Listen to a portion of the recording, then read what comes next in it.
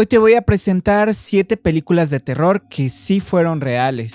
No vamos a ver películas inspiradas en hechos reales, sino películas de terror que adaptan tal cual a acontecimientos sumamente aterradores que sí sucedieron. En el canal tenemos videos como el de los casos más perturbadores de películas de terror. Pero hay que decirlo, la mayoría de ellos únicamente tomaron la base o la inspiración para la historia de sus películas, que en la mayoría son ficción. Por eso es que he decidido contarte cada una de las historias reales detrás de estas películas que adaptaron lo más cercano a la horrible realidad. Y el primer lugar te va a dejar tan sorprendido como a mí. Si conoces alguna película de terror cuya historia real te haya perturbado al conocerla, por favor déjala en los comentarios, porque de esa manera ayudas a que todos los miembros del Cineclub conozcamos más propuestas de terror. Y si quieres un video de las mejores películas de terror escondidas en Netflix, deja tu like. Y si este video llega a los 3000 likes, por supuesto que haré ese video. Se viene un videazo de terror, ya casi es la medianoche. Yo soy Charles, cierra bien la puerta y no le temas a la oscuridad.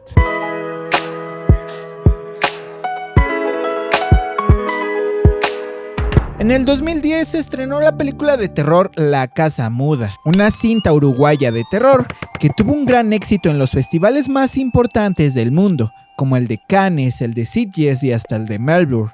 La película dejó impactado a los espectadores al punto que tuvo un remake estadounidense protagonizado por Elizabeth Olsen.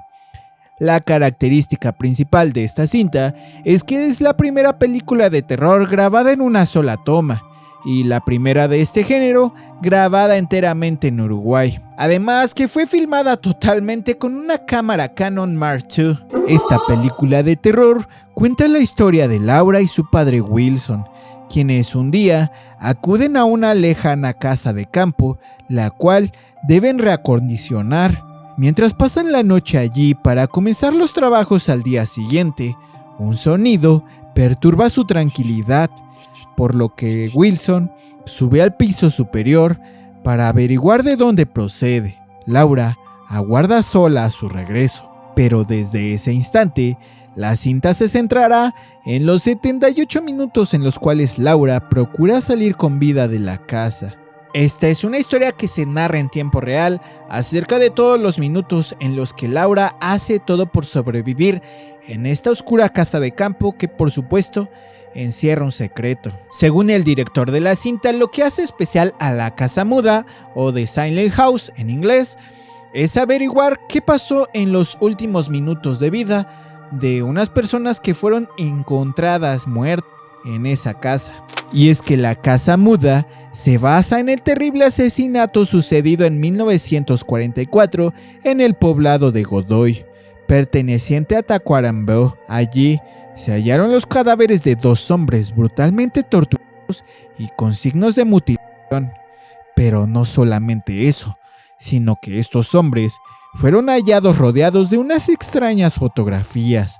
Este caso nunca fue resuelto, pero los periodistas uruguayos se dieron a la tarea de investigarlo. La terrible historia fue plasmada en los periódicos de Uruguay y fue prácticamente la base para el guión de La Casa Muda.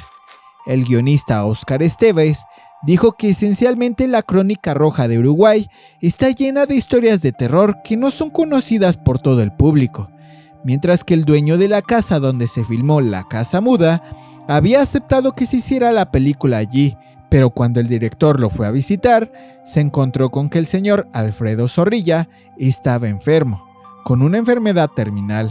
Zorrilla les dijo que si la película no se rodaba en un corto plazo, la casa entraría en trámites legales y sería mucho más difícil grabar allí. De hecho, el dueño de la casa murió y entonces la película pasó a ser un homenaje hacia él. Y sin duda, como sucede en la vida, esta película estuvo llena de inconsistencias y hechos paranormales. El director contó que durante el rodaje había lugares en la segunda planta a donde los técnicos no querían subir, porque muchos de ellos dijeron que las cosas se movían del lugar. A veces, las luces se apagaban súbitamente. Pasaron cosas extrañas dentro del rodaje, que le dan aún más mística a la película, contó el director.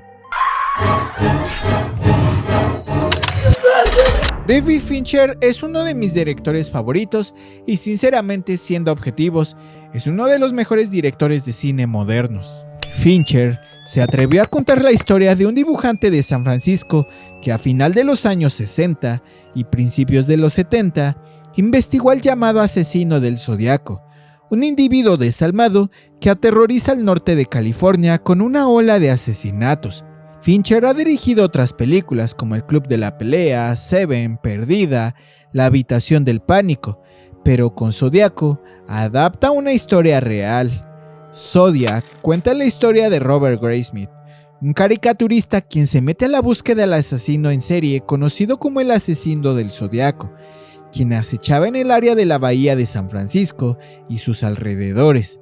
Esto durante finales de la década de los 60, dejando varias víctimas tras su paso y además burlándose de la policía con cartas y mensajes cifrados que enviaba a los periódicos. Hoy en día probablemente este es el caso más famoso sin resolver en todo Estados Unidos, y por esa razón David Fincher pasó hasta 18 meses investigando todo lo que se sabe alrededor de este caso y averiguando todo acerca de las víctimas que estuvieron involucradas. Al contrario de la creencia popular, Zodiac no fue rodada digitalmente en su totalidad. Se utilizaron cámaras de fotografía tradicional para darle un estilo más antiguo. Las críticas de la cinta fueron positivas, elogiando el guión, la dirección, las actuaciones y la autenticidad histórica. Pero la historia real es prácticamente la misma, aunque con ligeras variaciones. Y es que el asesino del Zodiaco existió en la vida real, y por cada víctima que se cobraba, enviaba un acertijo al periódico de San Francisco. The San Francisco Chronicle era el destino a donde el Zodiaco enviaba todas sus adivinanzas y acertijos. Robert Graysmith, el caricaturista del periódico, al que en la cinta da vida a Jake Gyllenhaal, escribió un libro con sus propias investigaciones, que es en el que se inspira la película. Se contabilizaron 5 víctimas de los ataques, de las cuales 2 sobrevivieron, aunque según la policía hubo más víctimas de las cuales no se sabe hasta el momento si el Zodiaco fue el culpable, aunque se sospecha fuertemente que así fue. De hecho, cinéfilos, deliberadamente el Zodiaco se burlaba de la policía y de los periódicos al enviar estas cartas con adivinanzas. Y te preguntarás, ¿qué tipo de adivinanzas o qué decían las cartas? Bueno, a menudo eran crucigramas, otras veces eran criptogramas y muchas de las cartas contenían varias amenazas que incluían, digamos, aseveraciones de que las próximas víctimas llegarían en los próximos días. El asesino del Zodiaco se atribuyó la responsabilidad de 37 asesinatos, aunque los investigadores, como les dije, solo confirmaron 5. El caso atrajo la atención de los medios rápidamente y la fascinación del público, debido a la identidad misteriosa del asesino y sus mensajes crípticos. A pesar de las exhaustivas investigaciones, la verdadera identidad del asesino del Zodiaco sigue siendo desconocida. Así, la obsesión de Robert Graysmith con el caso lo llevó a pasar años investigando y recopilando información, lo que culminó con la publicación de su primer libro, Zodiac, en 1986. Graysmith se basó en gran medida en informes policiales, fotografías de la escena del crimen y documentos oficiales para comprender todo el caso del Zodiaco. De hecho, estudió minuciosamente las cartas y los códigos originales enviados por el asesino, analizando la escritura a mano y los patrones lingüísticos. Este sujeto estaba tan comprometido con su investigación que incluso se dio a la tarea de investigar todos los registros de huellas dactilares, así como los informes balísticos del caso. Mientras que los archivos del periódico le dieron un contexto cronológico a este sujeto. De hecho, creo que estoy faltándole al respeto al decirle sujeto a Graysmith, porque él fue la base de todo lo que se conoce hasta ahora de este caso. Robert Graysmith incluso revisó los registros en microfilm de los artículos sobre los asesinatos en busca de detalles que se hubieran pasado por alto. Obtuvo copias de los informes de las autopsias y de los hallazgos del forense para verificar los hechos sobre las víctimas y las escenas del crimen. Las entrevistas personales con testigos e investigadores también fueron una parte fundamental de la investigación de Graysmith. Habló con los detectives que trabajaron en el caso, entre ellos Dave Toschi y Bill Armstrong.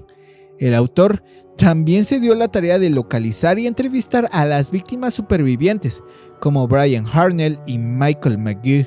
También habló con figuras secundarias como Paul Avery, un colega periodista que recibió amenazas directas del Zodiaco.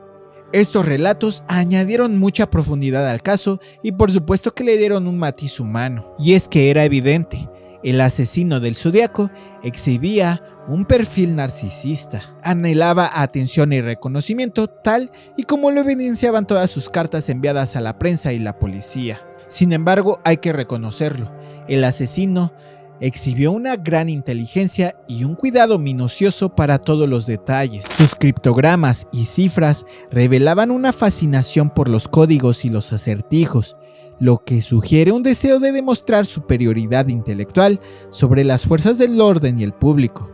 Los mensajes provocativos y las amenazas del Zodiaco indicaban tendencias sádicas. Disfrutaba infundiendo miedo en la comunidad y manipulando a los medios de comunicación. Y es que el asesino del Zodiaco atacaba a parejas jóvenes en zonas aisladas. Utilizaba tanto armas de fuego como cuchillos en sus ataques, demostrando así una versatilidad en sus métodos. Además, el asesino llevaba un traje característico durante algunos ataques, una capucha negra estilo verdugo con un símbolo de un círculo cruzado blanco. Este atuendo se convirtió en su marca registrada. Y después de cada crimen, el Zodiaco enviaba sus cartas a los periódicos locales. A menudo, estas contenían mensajes codificados o pruebas que demostraban su identidad. Exigía también la publicación de estas cartas, utilizando amenazas de violencia para asegurarse de que se cumplieran. Se ha puesto un nombre. Griego, código Morse, signos astrológicos, los utiliza todos.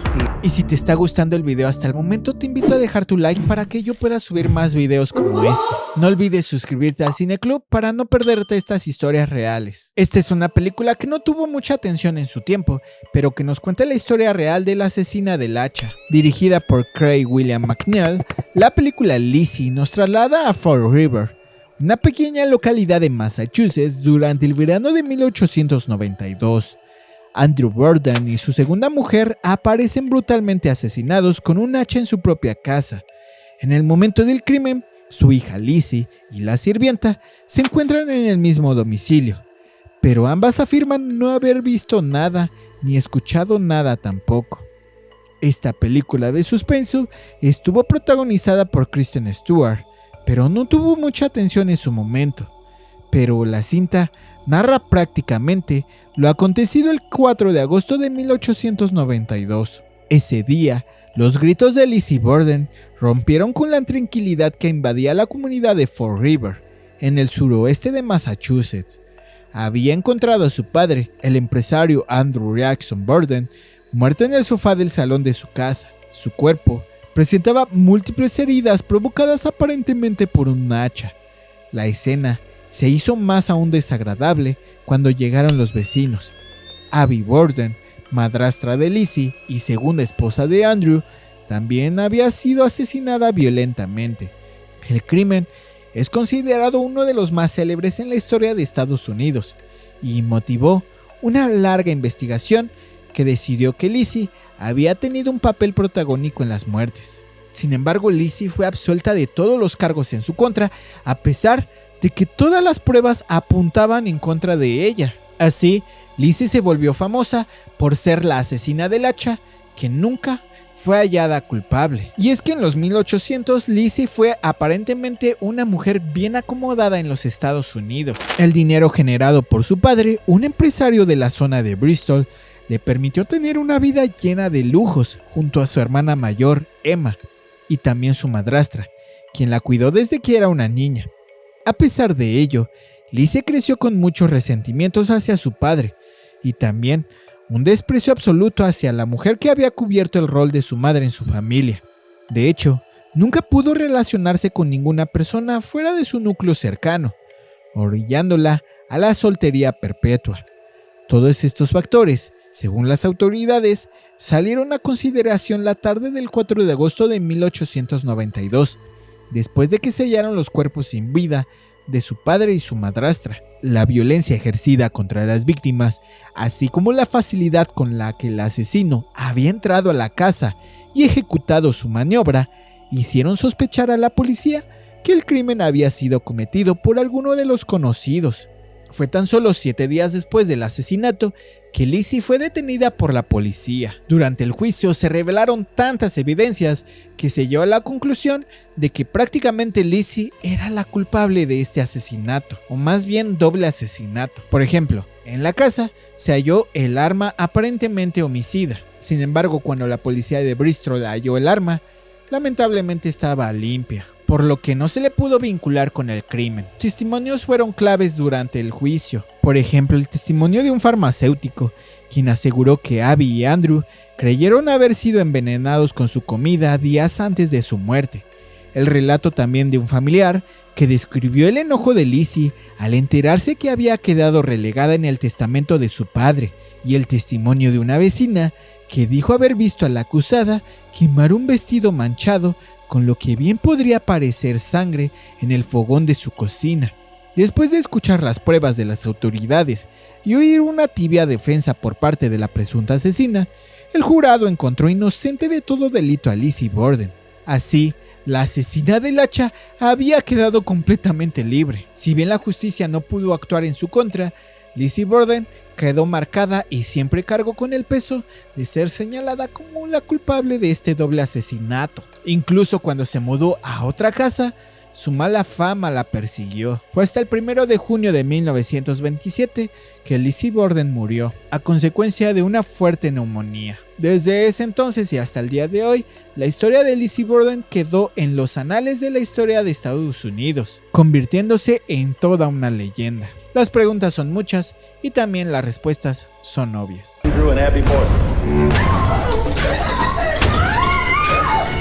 La posesión de Verónica, o simplemente Verónica, es una película de terror de 2017 dirigida por Paco Plaza. Sí, el mismo director de REC. Plaza llevó al cine un caso real de 1991 en el que una joven de 18 años, Estefanía Gutiérrez Lázaro, murió en circunstancias extrañas. La investigación sobre esta historia se le llamó el caso Vallecas, y hay extensos expedientes al respecto que sirvieron como base para la película de terror. La cinta nos cuenta cómo a principios de los años 90, cuando estaba muy de moda entre los jóvenes acercarse a los rituales satánicos como el vudú o la ouija, Verónica comienza a ser acechada por presencias sobrenaturales que amenazan con hacerle daño a todos los que la rodean. Si bien la película es aterradora, el caso real bien podría ser peor. Y es que este evento culminó con la creación del único informe policial en el país que documenta sucesos de naturaleza paranormal. Sí, lo escuchaste bien, el único caso de la policía que confirma fantasmas.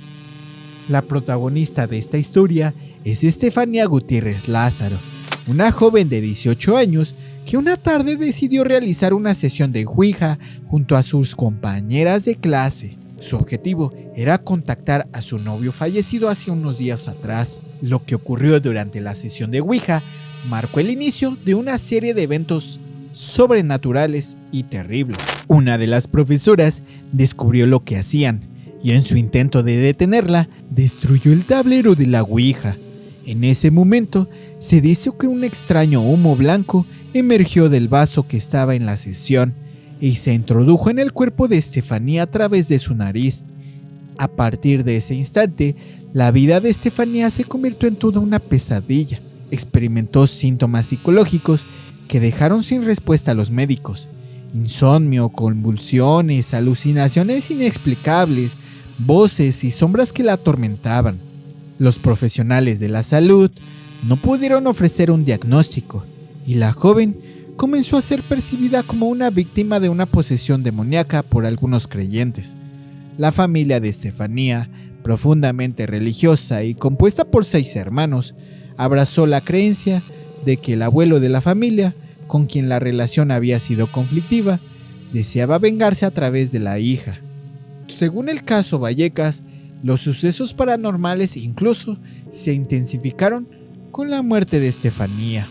Pero no nos adelantemos, fue el 13 de julio de 1991 cuando todos estos sucesos paranormales alcanzaron su punto culmen cuando Estefanía atacó violentamente a su propia familia.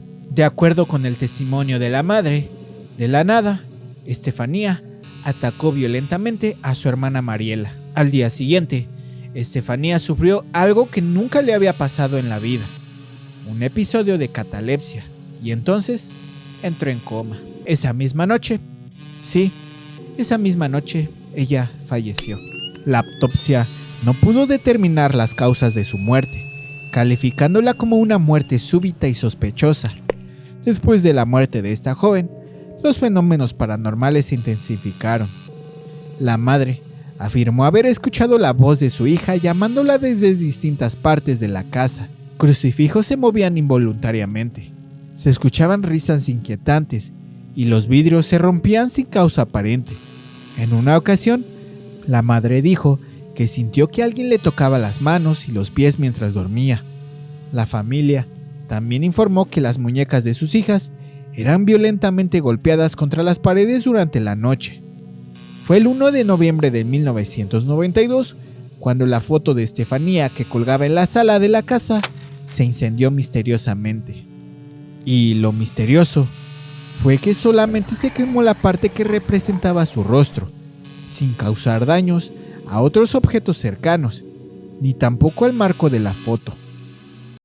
Finalmente, el 27 de noviembre de 1992, la familia llamó a la policía. El inspector José Negri y su equipo llegaron a la vivienda y se encontraron con una familia atemorizada bajo la lluvia. Mientras algunos agentes recopilaban la historia de la familia, el inspector Negri y otros 2 agentes ingresaron a la casa. Lo que presenciaron fue desconcertante. Puertas de armarios que se abrían violentamente a pesar de estar cerradas con llave, las cuales también rozaban los rostros de los agentes. Se escuchaban ruidos ensordecedores que parecían provenir del balcón, aunque no había nada allí. Una extraña baba marrón apareció en una mesita de noche. Además, se encontraron con un crucifijo arrancado de la pared, con claras marcas de arañazos de 3 garras. Los agentes también inspeccionaron el baño, donde la temperatura disminuyó considerablemente, creando una sensación de frío inusual. Y no es nada de ficción ni mentira. ¿Por qué? Porque incluso la policía registró todos estos eventos paranormales. Todos estos hechos se recogieron en un informe que se convirtió en el primero en admitir la existencia de hechos inexplicables. Pero a pesar de estos acontecimientos, el caso se archivó por falta de coherencia. Tras estos hechos, varios grupos de investigación paranormal se interesaron en el caso, capturando uno de ellos una psicofonía en la que se escucha "Cuidado con el abuelo". Según la familia, esto tenía sentido, pues la madre afirma que su padre antes de morir dijo que les haría la vida imposible desde el más allá. La familia Gutiérrez vendió la casa y se mudó, poniendo fin a los eventos paranormales. ¿Quieres hablar con alguna de nosotras? ¿Lo has movido tú? La película del exorcismo de Emily Rose es prácticamente una biografía de la joven Anneliese Michel. Esta película es una adaptación sumamente fiel y respetuosa del caso de Anneliese Michel en sus últimos días de vida. Es decir, no únicamente se concentra en ser una película de terror, sino que también busca hacernos reflexionar acerca de esta historia. La cinta nos cuenta que cuando Emily Rose muere, todos culpan al padre Moore, el cura que le realizó un exorcismo que salió terriblemente mal. Como resultado, Moore es arrestado como sospechoso del asesinato, mientras que la abogada Erin Brunner es la encargada de representarle en un caso que no le será nada fácil, ya que nadie quiere creer lo que dice el padre Moore. La historia real nos lleva hasta los años 70, en un tranquilo pueblo de Alemania, con una joven llamada Anneliese Michel, quien comenzó a experimentar episodios que la ciencia al día de hoy no puede explicar. Anneliese Michel era una estudiante universitaria devota y alegre, hasta que una serie de sucesos oscuros la arrastró a una lucha aterradora. De un día para otro, la joven comenzó a sufrir ataques extraños, Gritaba sin control, sus convulsiones eran violentas y afirmaba ver rostros demoníacos en las paredes. Sentía que una presencia maligna la rodeaba, algo que ningún tratamiento médico podía ahuyentar. Durante años, los médicos intentaron ayudarla, diagnosticándola con epilepsia y prescribiéndole medicamentos. Pero Anneliese creía que lo que ella tenía no era solamente una enfermedad. La situación se volvió cada vez más siniestra cuando comenzó a rechazar símbolos sagrados, a hablar en lenguas extrañas y a demostrar una fuerza sobrehumana que aterraba a quienes la rodeaban. Fue debido a esto que su familia se mostró desesperada y, por supuesto, acudió a la iglesia. 2 sacerdotes la analizaron, la estudiaron y llegaron a la conclusión que, en efecto, Anneliese Michel estaba poseída por un demonio, por lo que solicitaron permiso del Vaticano para realizar un exorcismo. Fue así que durante meses los sacerdotes documentaron las sesiones de exorcismos que se le realizaban a Anneliese Michel, e incluso se realizaron varias grabaciones en las que podemos escuchar los gritos desgarradores de la joven. Anneliese afirmaba estar poseída por varias entidades, entre ellas figuras históricas oscuras y espíritus sin nombre, que decían no dejar su cuerpo hasta destruir su alma. El tormento continuó y la salud de Anneliese se deterioró rápidamente. Tras casi un año de exorcismos en 1976, la joven murió de desnutrición y agotamiento. El caso provocó una gran controversia. Los sacerdotes y sus padres fueron acusados de negligencia. Sin embargo, durante el juicio, las grabaciones de los exorcismos de Anneliese dejaron a muchos con un escalofrío, pues sus gritos y palabras parecían venir de un lugar oscuro, de una maldad inhumana. La historia de Anneliese Michel inspiraría el exorcismo de Emily Rose, en el que una joven enfrenta una batalla entre el bien y el mal, mientras el mundo intenta entender si lo que ella vivió fue una enfermedad o la prueba de algo más siniestro, algo que incluso va más allá de nuestro entendimiento. Jennifer Carpenter, quien interpretó a Emily Rose, practicó sonidos aterradores para aproximarse a las grabaciones reales. En varias escenas, los gritos no fueron modificados, ya que ella utilizó su voz natural para darle un toque de realismo y escalofrío. Los miembros del equipo dijeron que sus gritos fueron tan perturbadores que incluso entre tomas causaban escalofríos. Además que durante el rodaje, los realizadores escucharon las grabaciones de audio reales del exorcismo de Anneliese, las cuales eran tan impactantes que algunos tuvieron que detenerse. Las grabaciones se utilizaron como referencia para construir una atmósfera tétrica del filme, mientras que el director Scott Derrickson se propuso contar la historia sin inclinarse hacia lo sobrenatural ni hacia lo científico, dejando que el público decidiera en qué creer. En sus propias palabras, quería que el espectador sintiera el mismo dilema que enfrentaron las personas involucradas en el caso de Anneliese.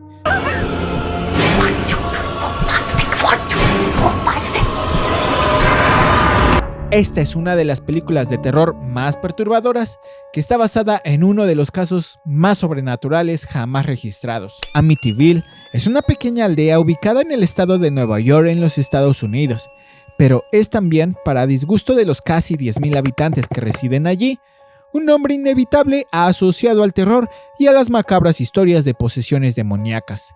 El problema fue que a mediados de los años 70, Amityville se convirtió en un escenario del horrible asesinato múltiple que causó una conmoción en el lugar.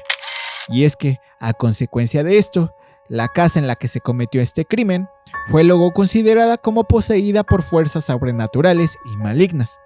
En 1977, 3 años después del crimen, el autor Jay Anson publicó su libro, The Amityville Horror, en el que se detalla cuidadosamente los eventos sobrenaturales que presuntamente azotaban la casa de los asesinatos y que acosaron a la familia que vivió en ella después. Como suele suceder en las historias de fantasmas, este libro generó mucho morbo, ya que se le colocó en la portada la cinta que decía basada en hechos reales. The Amityville Horror dio inicio a lo que sería todo un fenómeno en casi todo el mundo, sobre todo en el género del terror, ya que explotó una historia de terror que dejaría paralizados a más de uno. Mucha gente en su tiempo, cuando se estrenó este libro, llegó a considerar la historia de Amityville como incluso más aterradora que el propio exorcista. Y decir eso por aquellos tiempos era de gran peso. Pero la pregunta aquí es, ¿qué fue lo que realmente sucedió?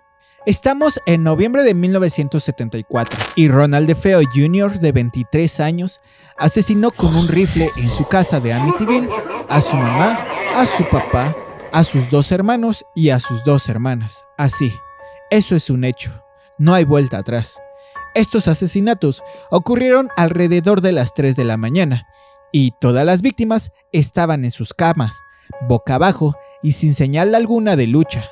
El propio autor del crimen apareció a las 6:30 p.m. en un bar cercano a su casa y exclamó: «Necesito ayuda. Creo que mi padre y mi madre fueron asesinados». Cuando la policía llegó a la casa, descubrió que, en efecto, los padres del joven estaban muertos y también sus 4 hermanos menores. La policía puso bajo custodia a Ronald DeFeo Jr., luego de que éste sugiriera que los asesinatos habían sido cometidos por un mafioso local. Pero cuando en su versión de los hechos comenzaron a aparecer inconsistencias y se probó que el mafioso más bien no estaba allí, el joven no tardó en confesar ser el mismo autor del crimen. «Una vez que comencé a disparar, no pude parar. Todo sucedió muy rápido», declaró este joven. La policía se comenzó a preguntar cómo hizo Ronald para acabar rápidamente con su familia y sin alertar a los otros miembros de la misma familia.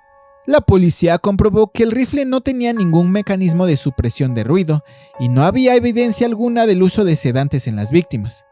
Por eso se preguntaron, ¿acaso es que todos permanecieron dormidos o inmóviles en sus camas mientras que Ronald ingresaba en las habitaciones a los disparos? Por esa razón surgieron más interrogantes.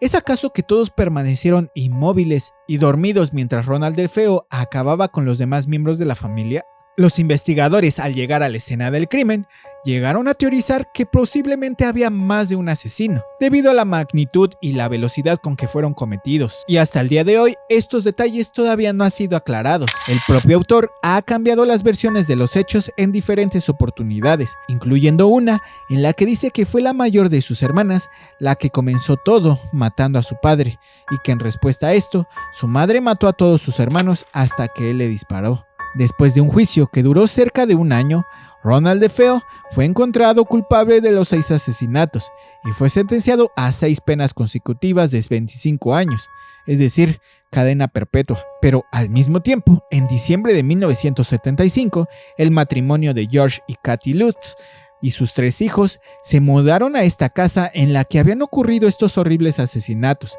De acuerdo con el libro de Amityville Horror, la familia Lutz estaba enterado de lo que había sucedido en esa casa. Por esa razón, decidieron llevar un sacerdote el primer día que entraron a este hogar para que éste le diera su bendición. Según narra el libro, al ingresar a la casa, el padre de familia sintió voces que le murmuraban: «Fuera de aquí». Y también sintió como si una mano lo abofeteara, al tiempo que comenzó a experimentar síntomas similares a los de un resfriado, y sus manos comenzaron a temblar.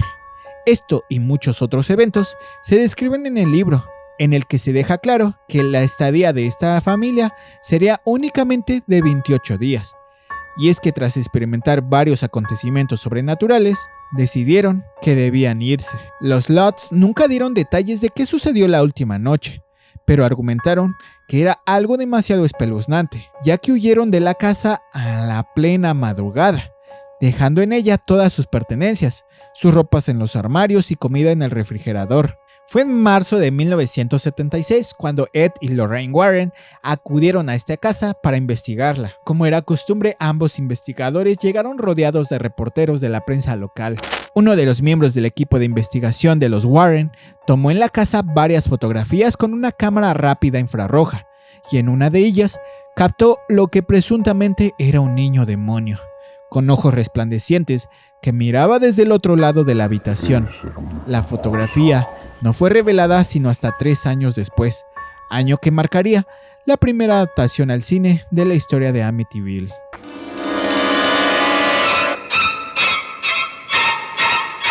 Imagina que un día decides con tu grupo de amigos emprender un viaje de senderismo hacia las altas montañas en Suecia. Además, que este viaje es sumamente emocional porque se trata de una especie de homenaje a uno de los amigos de ese grupo que acaba de fallecer. Pero entonces, cuando tú y tu grupo de amigos se adentran en este bosque, una presencia sobrenatural extraña y misteriosa comienza a acecharlos en medio de la noche. Esta es una de las mejores películas de terror que adapta un hecho real que hasta el día de hoy está sin resolver y es demasiado difuso. El Ritual es la película de terror que adapta el caso de los 5 de Yuba City. 5 amigos, un viaje de regreso, 4 muertes, una desaparición y una serie de indicios desconcertantes. Una mezcla de acontecimientos que hasta el día de hoy no tienen solución. Fue una zona remota en California, en el Plumas National Forest, donde se desarrolló uno de los eventos que únicamente generan dudas y que no paran de despertar incógnitas en las mentes de los investigadores y curiosos que tratan de poner en pie una explicación plausible. Los protagonistas de esta historia son Gary Matías, Jack Madruga, Jackie Huet, Theodore Weyer y William Sterling, 5 amigos que compartían su pasión por el básquetbol y que decidieron ir juntos a ver un partido para no regresar nunca jamás a sus casas. Jugaban juntos como los Gateway Gators, patrocinados por un programa local para discapacitados mentales. El 25 de febrero, día siguiente al de su desaparición, debían de jugar su primer partido en un torneo de una semana de duración patrocinado por las Olimpiadas Especiales, cuyos ganadores obtendrían una semana gratis en Los Ángeles. Pero nunca tuvieron opción de optar a ese premio, ya que nunca volvieron a aparecer. Jack era quien conducía el Mercury Montego turquesa y blanco de 1969, testigo mudo de algo que nadie puede aclarar. Todos estos chicos tendrían entre 24 y 32 años, vivían en casa de sus padres y tenían problemas psicológicos. Jackie, Theodore y William habían sido diagnosticados con discapacidad intelectual, mientras que de Jack se pensaba lo mismo, aunque médicamente nunca se confirmó. Mientras que el último chico, Gary Matías, padecía esquizofrenia. Sin embargo, lo extraño es que este grupo de amigos solía salir juntos en expediciones o viajes, y es así que en esta ocasión recorrieron 70 kilómetros para ver a su equipo favorito en California. Incluso ellos salieron contentos, pues su equipo ese día ganó, así que enfilaron el carro de vuelta. Eran aproximadamente las 10 de la noche de ese 24 de febrero, y en algún momento de su viaje pararon en una tienda para comprar algunas cosas. Concretamente, y de acuerdo a la policía, los chicos compraron 2 tartas, una barra Snickers, otro chocolate de otra marca, 2 botellas de Pepsi y una de leche. Luego salieron de la tienda y se fueron camino hacia el sur de California, o al menos eso recuerda el empleado del local, quien a la postre sería la última persona que los vio con vida, o al menos que pudo confirmar sin lugar a dudas la identidad de los 5 miembros del grupo. La noche transcurrió y al amanecer los padres de los chicos se percataron que ninguno había vuelto. El padre de Theodore fue el que lanzó la voz de alarma. La madre de William fue la siguiente. Ella ya se había preocupado por la suerte de su hijo y habló con la madre de Jack. Finalmente, la familia de Theodore constató lo mismo. Ninguno de los chicos estaba en sus casas. Lo que vino a continuación es una seguidilla de sinsentidos. Al día siguiente, al iniciarse la investigación, las autoridades encontraron el coche, aunque los 5 amigos no estaban en su interior. Se encontraba a unos 90 kilómetros del sur de California, en una carretera de montaña desierta. Se había detenido en la línea del paso, y aunque aparentemente sus neumáticos se habían girado, el coche realmente no estaba detenido por algún accidente o rotura. Es decir, si los chicos hubieran querido, podrían haber continuado. El tanque de gasolina estaba lleno. Había 4 mapas, incluido uno de California, y las llaves no estaban. Además, en los asientos se encontró las envolturas de los alimentos que compraron en la parada de la tienda. Se habían comido todo, excepto un chocolate. La parte interior del coche, así como la inferior, no tenía ningún daño. El coche Montego era un coche pesado, y la policía se preguntaba cómo habían podido terminar en un tramo de carretera de montaña tan irregular. Se llegó a la conclusión de que el conductor había conducido con sumo cuidado y con una precisión asombrosa. Eso, o bien conocía el camino lo suficientemente bien para anticiparse a cada giro. Las familias explicaron a las autoridades que solo Jack podía conducir ese coche, pero las familias declararon que en realidad ninguno de los jóvenes de este grupo conocía el camino por el que andaban. De allí los mapas, pero nadie encontró nada, ni siquiera un zapato, sino hasta el 4 de junio, cuando un pequeño grupo de motociclistas que vagaba en un antiguo campamento militar abandonado, al final de la carretera se percató de un olor muy extraño y penetrante. Se trataba del cuerpo de Ted, el cual estaba tendido y congelado hasta la muerte en un remolque. 8 sábanas le cubrían y no tenía sus zapatos. Junto a él tenía su anillo, su collar de oro, su billetera con efectivo todavía y un reloj de oro. Tenía los pies muy congelados y la barba espesa en su rostro denotaba que aparentemente había vivido en agonía de hambre, posiblemente entre 8 y 13 semanas. El chico estaba a unos 30 kilómetros del auto. Había caminado o recorrido casi por 30 kilómetros para alcanzar la muerte, descalzo. No había encendido fuego alguno, aunque había cerillas con él e incluso algunas novelas de bolsillo y muebles de madera que se habrían quemado fácilmente. La policía encontró que se abrieron y vaciaron más de una docena de latas de raciones de un cobertizo de almacenamiento externo. Una se había abierto con un abrelatas del ejército, uno que solamente Jack y Theodore probablemente sabían cómo utilizar. Lo más extraño de todo era que nadie había abierto en el mismo cobertizo alguna de las grandes cantidades de comidas deshidratadas, los cócteles de fruta u otros alimentos variados que los podían mantener con vida durante un año. Incluso había un tanque de propano en otro cobertizo. Todo lo que tenían que hacer si es que estuvieron allí era encender ese gas y mantenerse calientes. Una de las pocas personas o testigos que hablaron con la policía acerca de estos acontecimientos fue un señor llamado Joseph Jones de 55 años. El hombre dijo que vio algunas luces extrañas cuando conducía por el mismo camino donde estos jóvenes desaparecieron, pero detuvo su auto justo cuando comenzó a escuchar ruidos extraños, así como una persona silbando en este punto del bosque. De acuerdo con Joseph, salió de su automóvil y dijo recordar ver a un grupo de hombres y una mujer con un bebé, quienes estaban caminando a la luz de los faros de un automóvil. También los escuchó hablar, pero se alejaron lentamente, así que él continuó con su camino. El día después de que se descubriera el cuerpo de Theodore, los investigadores encontraron los restos de Jack y de William. Estos se encontraban en lados opuestos de la carretera, hacia el remolque donde estaba Theodore, a unos 18 kilómetros del automóvil. Los restos de Jack estaban en descomposición. La mayor parte se lo habían comido los animales, y el cuerpo yacía boca arriba, con su mano derecha acurrucada alrededor de su reloj.